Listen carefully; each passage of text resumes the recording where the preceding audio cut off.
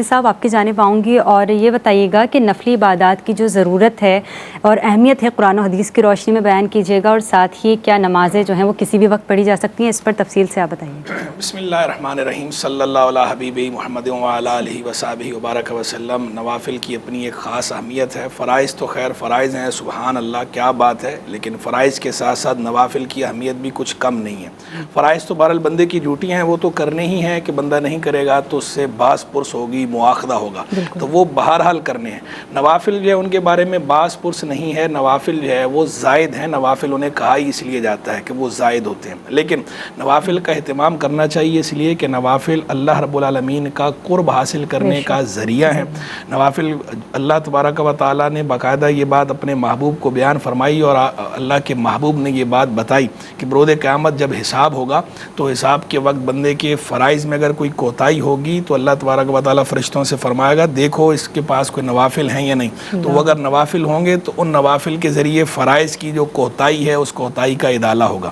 تو نوافل کا ایک فائدہ یہ بھی ہے کہ اگر فرائض میں کوئی کمی کوتاہی بتقاضۂ بشری رہ جاتی ہے تو بروز قیامت فرائض کی کوتاہی کا ادالہ ان نوافل کے ذریعے ہوگا۔ تو ظاہری بات ہے نوافل بندے کے کریڈٹ پر ہوں گے تو ان کے ذریعے فرائض کی کوتاہی کا ادالہ ہوگا، اگر نوافل سرے سے ہوں گے ہی نہیں تو پھر ان فرائض کی کوتاہی کا ادالہ کیسے ہوگا؟ صحیح، ماشاءاللہ۔ ناظرین یہاں پر ایک پروگرام میں بریک ہے، بریک کے بعد دوبارہ حاضر ہوتے ہیں، ہمارے ساتھ رہیے، دیکھتے رہیے پروگرام دین اور خواتین۔ بسم اللہ الرحمن الرحیم، ایک مرتبہ پھر خوش آمدید کہوں گی پروگرام دین اور خواتین میں، اور آج ہم بات کر رہے ہیں نفلی عبادات کے احکام پر۔ مفتی صاحب آپ کی جانب آؤں گی اور وہیں سے کنٹینیو کریں گے۔ نماز، نفلی نماز جو ہوتی ہیں اسے کسی بھی وقت پڑھا جا سکتا ہے، اس پر بھی بتائیے گا، اور ساتھ ہی اس کی فضیلت و اہمیت قرآن و حدیث کی روشنی میں کیا؟ یہ تو میں گزارش کر رہا تھا کہ باقاعدہ حدیث کے اندر اس بات کی صراحت آئی ہے کہ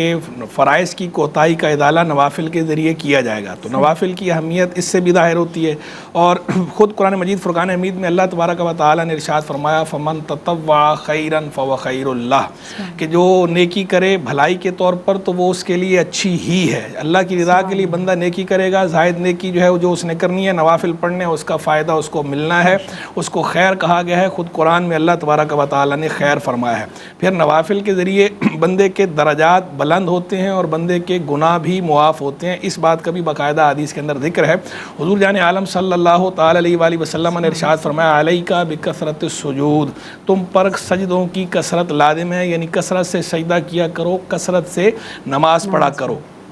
اس کے بعد پھر آپ نے اس کی آگے جو ہے وہ حکمت بھی یہ ارشاد فرمائی، کیونکہ فَإِنَّكَ لَا تَسْجُدُ سَجْدَةً لِلَّهِ إِلَّا رَفَعَكَ اللَّهُ بِهَا دَرَجَةً وَحَطَّ عَنْكَ بِهَا خَطِيئَةً، کہ تم جب بھی اللہ کے لیے کوئی سجدہ کرتے ہو اللہ کی رضا کے لیے، تو اس سجدے کا نتیجہ کیا ہوتا ہے کہ اللہ تبارک و تعالیٰ تمہارا ایک درجہ بلند فرما دیتا ہے، اور اس سجدے کے سبب اللہ تبارک و تعالیٰ تمہاری ایک خطا مٹا دیتا ہے۔ تو گناہ مٹنے کا سبب بنتے ہیں نوافل، اور درجات بلند ہونے کا سبب بنتے ہیں نوافل۔ پھر خود حدیث کے اندر یہ بات بھی بیان فرمائی ہے اللہ کے محبوب علیہ السلام نے کہ تم میں سے ہر کوئی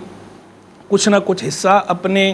نماز کا وہ گھر میں بھی ادا کرے، بلکہ ایک حدیث میں تو باقاعدہ یہ الفاظ ہیں کہ فرض نماز کو چھوڑ کر سب سے افضل نماز بندے کی وہ ہے جو وہ اپنے گھر کے اندر ادا کر رہا ہو، یعنی نوافل گھر کے اندر پڑھنے چاہیے۔ بلکہ باقاعدہ ایک حدیث میں تو یہاں تک ارشاد فرمایا کہ نمازیں گھر میں پڑھو، لا تتخذوها قبورا، نوافل جو ہے وہ مسجد گھر کے اندر ادا کرو اور اپنے گھروں کو قبرستان نہ بناؤ، یعنی جیسے قبرستان کے اندر ویرانی ہوتی ہے تو اگر گھر کے اندر کوئی بھی نماز بندہ نہ پڑھ رہا ہو، اللہ کا ذکر نہ ہو رہا ہو، تو ایسی گھر بھی قبرستان کی طرح ویران ہو جاتے ہیں۔ تو باقاعدہ اس کا حکم ہے، باقاعدہ مردوں کو یعنی جنہیں یہ حکم ہے کہ انہوں نے مسجد میں جماعت میں حاضر ہونا ہے، انہیں یہ حکم ارشاد فرمایا گیا کہ وہ بھی نوافل کا کچھ نہ کچھ حصہ گھر کے اندر ادا کریں۔ تو خواتین نے تو ویسے ہی پڑھنے ہیں، تو فرائض بھی پڑھنے ہیں، نوافل بھی پڑھنے ہیں، تو گھر کو قبرستان نہیں بنانا چاہیے، اس میں نوافل پڑھنے چاہیے اور نوافل کی کثرت بھی کرنی چاہیے۔ بڑی مشہور حدیث، حضور جان عالم علیہ السلام ایک مرتبہ بیدار ہوئے تہجد کے لیے،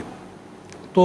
جو خادم تھے صحابی حضرت ربیعہ رضی اللہ عنہ، وہ انہوں نے پانی وغیرہ لے کر آئے، حاضر ہوئے، تو سرکار علیہ السلام اس دن دریائے رحمت جوش میں تھا، خوش تھے، تو آپ نے خوشی سے فرمایا کہ سل، مانگو۔ تو انہوں نے بھی آگے سے جو ہے وہ بھی اللہ کے محبوب کے تربیت یافتہ تھے، پروردہ تھے، انہوں نے بھی آگے سے سوال ایسا پیارا کر دیا، انہوں نے کہا اسألک مرافقتک فی الجنہ، اے اللہ کے محبوب میں جنت میں آپ کے پڑوس کا سوال کرتا ہوں، آپ کی رفاقت کا سوال کرتا ہوں۔ تو حضور جان عالم علیہ السلام نے فرمایا وغیر ذالک، اور کچھ؟ یعنی اور بھی کوئی مانگنے کی بات ہے تو مانگ لو، آج درائے رحمت جوش میں ہے،